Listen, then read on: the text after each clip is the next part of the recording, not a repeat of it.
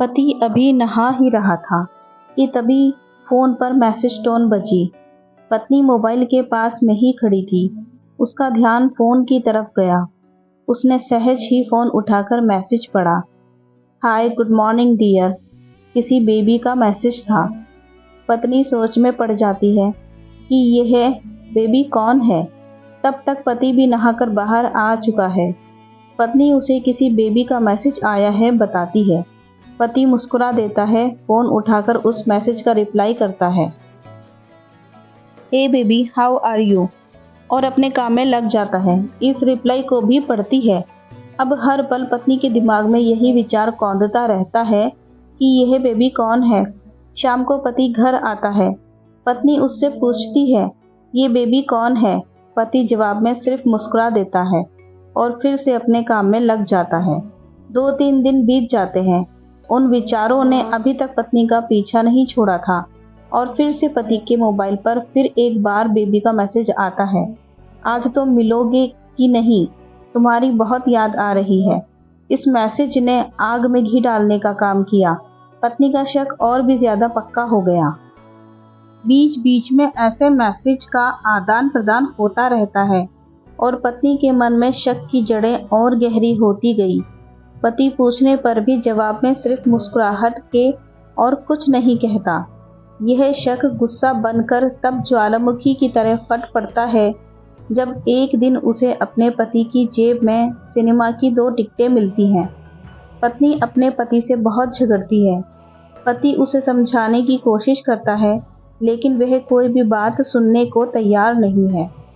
पति को भी उस पर गुस्सा आ जाता है और यह झगड़ा और भी ज्यादा बढ़ जाता है।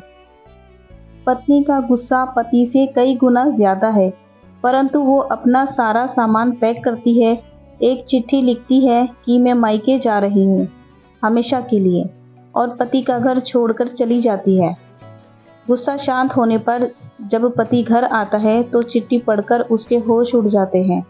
10 दिन बीत जाते हैं और गांव के उस घर पर डोरबेल बजती है जहां पत्नी रहने चली गई है। पत्नी दरवाजा खोलती है। दरवाजे पर 10 साल की एक छोटी बच्ची हाथों में चिट्ठी लिए खड़ी है। वह पत्नी को चिट्ठी देती है।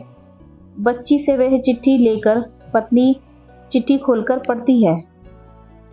उसमें लिखा था, डियर वाइफ, जिस बेबी की वजह से हम दोनों में इतने झगड़े हुए और तुम हमारा घर छोड़कर यहाँ चली आई, ये बच्ची जो अभी तुम्हारे सामने खड़ी है वह वही बेबी है। अनाथ आश्रम की एक प्यारी बच्ची। इसी के साथ में बातें करता था, सिनेमा जाता था। पहली बार जब तुमने बेबी के बारे में पूछा था तो मैंने जानबूझकर तुम्हें नहीं बताया था।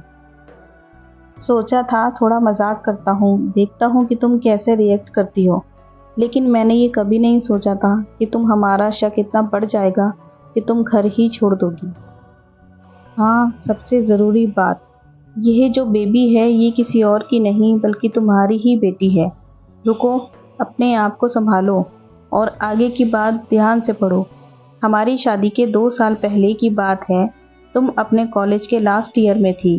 तुम्हारे प्रोफेसर ने नोट्स लेने के बहाने तुम्हें बुलाया था और तुम्हें चाय में नशीली दवा खिलाकर ना करने वाला काम किया था। लेकिन कुदरत ने अपना काम किया और तुम्हारे पेट में इस बेबी को डाल दिया। काफ़ी प्रयास करने पर भी अबॉर्शन नहीं हुआ तो तुम्हारे घर वालों ने समाज के डर से तुम्हें 6 महीने तक घर में ही रखा। तुम्हारे पिताजी खुद एक डॉक्टर हैं, इसलिए यह बिन मांगा बच्चा बड़ी आसानी से बिना किसी को कानो कान खबर हुए इस दुनिया में आया। भविष्य में तुम्हारी शादीशुदा जिंदगी में कोई प्रॉब्लम ना हो, इसलिए तुम्हारे पिता ने इस बच्चे को गांव के एक अनाथ आश्रम में छोड़ दिया। वह बच्चा मतलब यही बेबी जो अभी तुम्हारे सामने खड़ी है।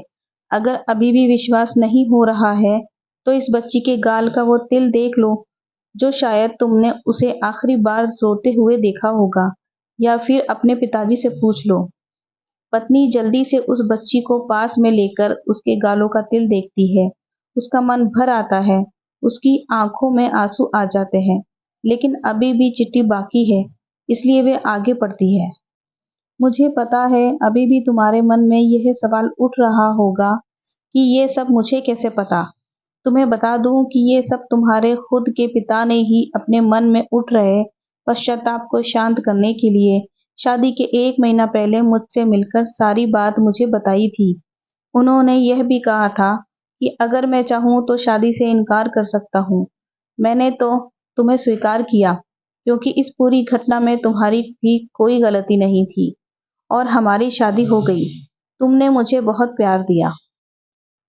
लेकिन तुम्हारे पिता से बेबी के बारे में जानने के बाद मैं उसे मिले बिना नहीं रह पाया। मैं बीच-बीच में उससे मिलता था।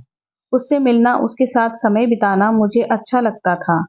कितनी प्यारी बच्ची, बिना किसी गलती के क्यों सजा भुगते? बस इसीलिए मैं उसे थोड़ी-सी खुशी देने की कोशिश करता था। बस मुझे इतना ही कहना था। अब अगर तुम फिर से अपने घर आकर मेरे साथ रहना चाहो, तब और सिर्फ तभी गैलरी में आ जाओ। तुम्हारा और सिर्फ तुम्हारा डियर पति। एक क्षण भी देरी किए बिना पत्नी दौड़कर गैलरी में पहुंच गई और रास्ते पर उसका पति अकेला खड़ा था। उसके चेहरे पर मुस्कान थी, पत्नी की आंखों में आंसू थे। कारण कुछ भी हो, दोनों के बीच में कभी भी सबको थोड़ी-सी भी जगह मत दो, क्योंकि दुनिया में हर बीमारी का इलाज है, लेकिन शक नाम की बीमारी का कोई इलाज नहीं। मन शांत रखो, जो भी मन में आए एक दूसरे को बताओ। दिल को छूने वाली ये कहानी आपको पसंद आई हो तो चैनल को लाइक एंड सब्सक्राइब ज़रूर करें। बेल आइकन दबाना ना भूलें। धन्यवाद।